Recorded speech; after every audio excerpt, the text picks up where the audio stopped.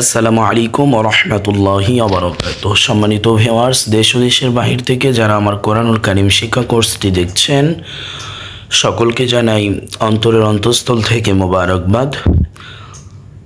গত ক্লাসে আমরা শিখেছিলাম সূরাতুত তারিক এর বানান। ইনশাআল্লাহুল আজিজ আজ আমরা শিখব সূরাতুত তারিকের সম্পূর্ণটা রিডিং।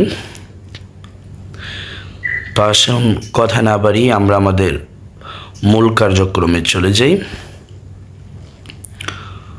সূরাতুত তারিক মাক্কিয়া।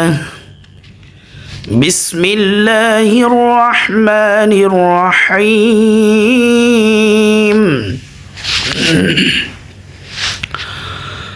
والسماء والطارق وما أدراك ما الطارق النجم الثاقب إن كل نفس لما عليها حافظ فلينظر الإنسان مما خلق من ماء دافق يخرج من بين الصلب والترائب إنه على رجعه لقادر يوم تبلى السرائر فما له من قوة ولا ناصر والسماء ذات الرجع والأرض ذات الصدع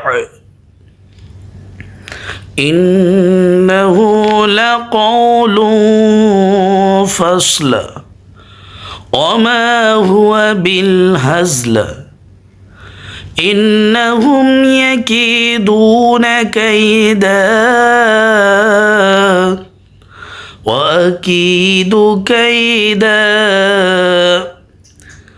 فمهل الكافرين أمهلهم رويدا